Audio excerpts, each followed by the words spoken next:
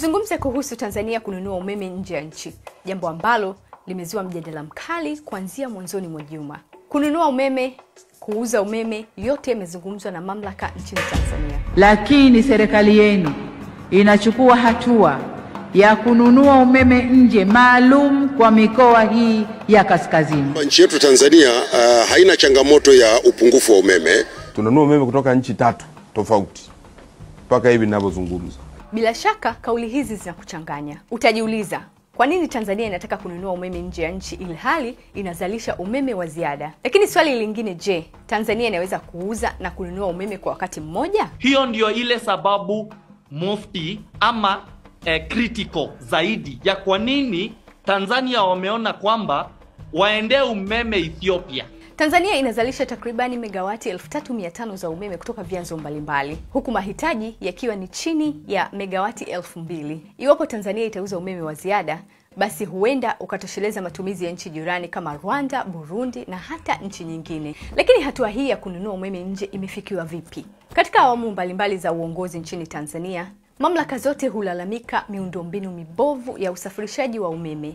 Hata hivyo, kumekuwa na ujenzi wa vituo mbalimbali vya usafirishaji wa umeme katika mipaka ya Tanzania. Kituo kikubwa zaidi kikiwa upande wa kaskazini katika mpaka wa Tanzania na Kenya. Na hivyo basi kituo hichi kitawezesha Tanzania kununua umeme kutoka Ethiopia kupitia Kenya. Swala la umbali limezungumzwa sana. Ethiopia ni mbali kuliko pwani.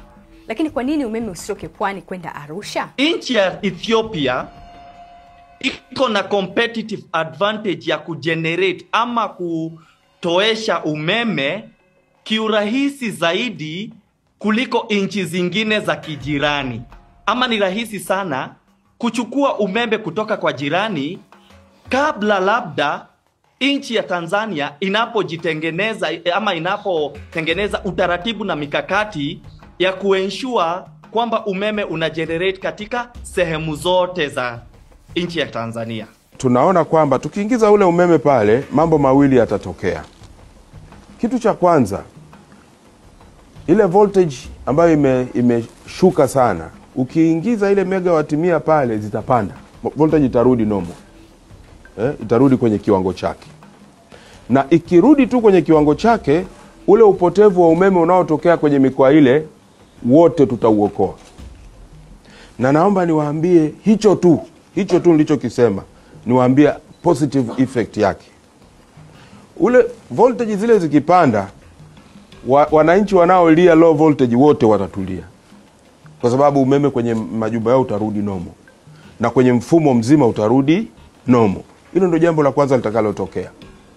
Tanzania ni mwanachama wa mfumo wa usambazaji wa umeme, yani Power Pools, kwa upande wa Afrika Mashariki pamoja na SADC. Mifumo hii miwili inawezesha nchi wanachama ikiwemo Tanzania kuuza umeme wa ziada na kununua. Kupitia mifumo hii, Tanzania sasa inaweza kuuza umeme kwa nchi kama Kenya, Uganda na Zambia. Sasa swali la kujiuliza, kwa sasa umeme wa ziada wa Tanzania unaenda wapi? Lakini hasara kiasi gani inapatikana kutokana na ubovu wa miundombinu ya usafirishaji wa umeme? Hasara inayokadiriana na ukosefu wa umeme ambayo tunaita opportunity cost iko zaidi mara 4 kuliko bei ya umeme yenyewe.